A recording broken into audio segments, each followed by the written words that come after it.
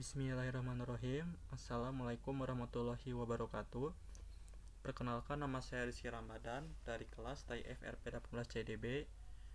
Di sini saya akan mempresentasikan tugas Digital Partnership oleh dosen Bu Sri Erina Damayanti, ST MKOM.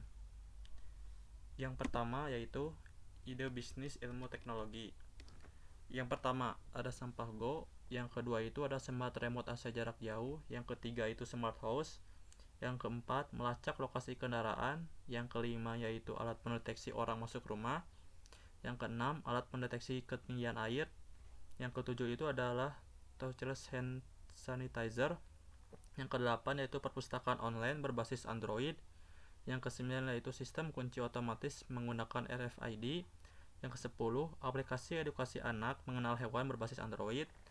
Lalu yang ke-11 yaitu penyiraman tanaman otomatis, yang kedua itu ada smart irigasi, yang ke-13 itu adalah alat pendeteksi kebakaran, ke-14 yaitu e-posyandu, yang ke-15 yaitu alat menghitung jumlah masuk orang, yang ke-16 itu sistem reservasi hotel berbasis Android, yang ke-17 itu toko baju online, yang ke-18 itu ruang belajar online, ke-19 itu wedding organizer online, yang ke-20 itu pendeteksi suhu ruangan.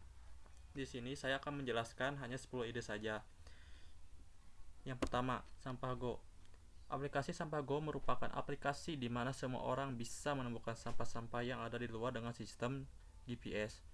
Aplikasi ini mirip dengan game Pokemon Go, yaitu mencari binatang yang ada di lokasi yang ditentukan. Namun di aplikasi Sampah Go ini, kita mencari sampah yang ada di lokasi yang ditentukan. Jika ditemukannya sampah, masukkan ke tong sampah dan otomatis si pengguna aplikasi Sampah Go akan mendapatkan poin.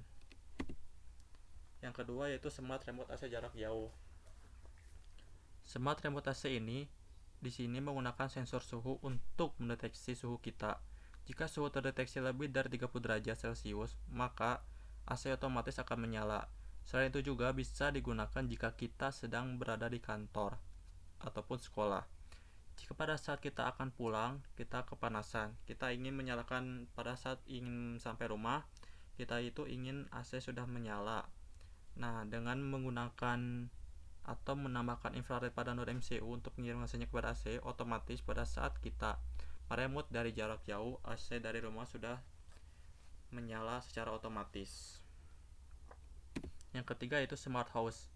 Smart house di sini dapat digunakan untuk mengendalikan hampir semua perlengkapan peralatan rumah, mulai dari menyalakan lampu, membuka hordeng, membuka pintu, menyalakan kompor api, dan lain-lain, biar bisa memberikan kenyamanan, keselamatan, dan keamanan bagi penghuni rumah itu.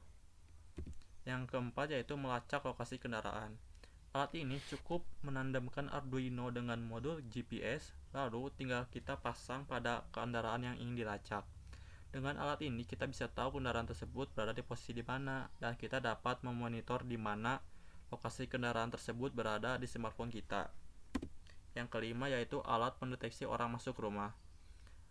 Alat ini digunakan untuk mengetahui orang yang masuk ke rumah dengan adanya 3 sensor yang dapat diletakkan di mana saja. Jika ada orang masuk ke rumah kita, otomatis sensor akan melakukan SMS ke pemilik rumah. Yang keenam yaitu alat pendeteksi ketinggian air. Alat ini dilengkapi dengan water level sensor, di mana ketika ketinggian air berada dalam batas minimum, maka otomatis lampu indikator menyala warna hijau dan mengirim notif ke smartphone kita, yaitu bahwa ketinggian air masih normal. Jika di atas minimum, otomatis lampu indikator warna kuning menyala dan mengirim notif, yaitu status siaga. Dan jika kondisi air di bawah atas maksimum, maka lampu merah indikator menyala dan alarm buzzer berbunyi dan mengirim spam notif, yaitu air sudah penuh atau bahaya. Yang ketujuh yaitu touchless hand sanitizer. Alat hand sanitizer otomatis menggunakan Arduino dengan teknologi IoT. Alat tersebut bisa dipakai tanpa menyentuh sanitizer. Pada saat kita didekatkan dengan sensor, otomatis sanitizer akan mengeluarkan tersendiri. Jadi, pada saat kita meletakkannya dekat sensor, otomatis sanitizer akan mengeluarkannya tersendiri tanpa menyentuh sanitizer tersebut untuk pencegahan. Yang kedelapan yaitu perpustakaan online berbasis Android. Aplikasi perpustakaan ini meliputi layanan dalam peminjaman buku, mempermudah pengembalian buku, dan denda buku pengembalian oleh petugas. Dengan menggunakan aplikasi perpustakaan online, tidak perlu memakan waktu untuk pembookingan buku koleksi perpustakaan yang kita inginkan. Yang kesembilan yaitu sistem kunci otomatis menggunakan RFID. Alat ini adalah alat yang bisa dipakai sebagai sistem keamanan pintu dengan menggunakan kunci password menggunakan RFID. Setiap kartu RFID memiliki ID yang unik, sehingga memiliki keamanan yang tinggi.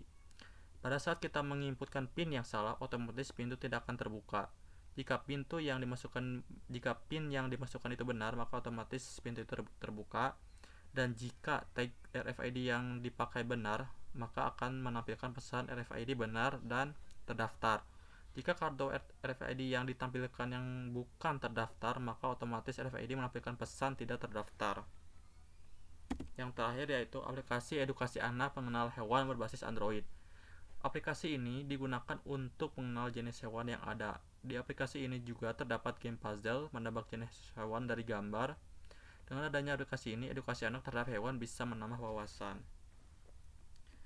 Lalu yang kedua yaitu perbedaan entrepreneurship konvensional dan entrepreneurship teknologi. Entrepreneurship konvensional yaitu bisnis yang membutuhkan toko atau lapak yang menawarkan produk dan biasanya juga membutuhkan modal yang cukup lumayan besar. Kemudian, cara kerjanya pun si pembisnis konvensional harus memiliki jadwal untuk datang ke toko. Sedangkan entrepreneurship teknologi dan digital yaitu bisnis yang tempatnya hanya membutuhkan beberapa media sosial atau website saja untuk mempromosikan produknya. Biasanya modal yang dikeluarkannya pun sedikit karena tidak perlu memikirkan sewa tempat bisnis. Dan cara kerjanya pun secara online dan tidak perlu harus pergi ke tempat kerja karena tempat kerjanya yaitu di media sosial yang bisa dicek kapan saja. Mungkin cukup sekian presentasi dari saya. Mohon maaf apabila ada kesalahan kata. Wassalamualaikum warahmatullahi wabarakatuh.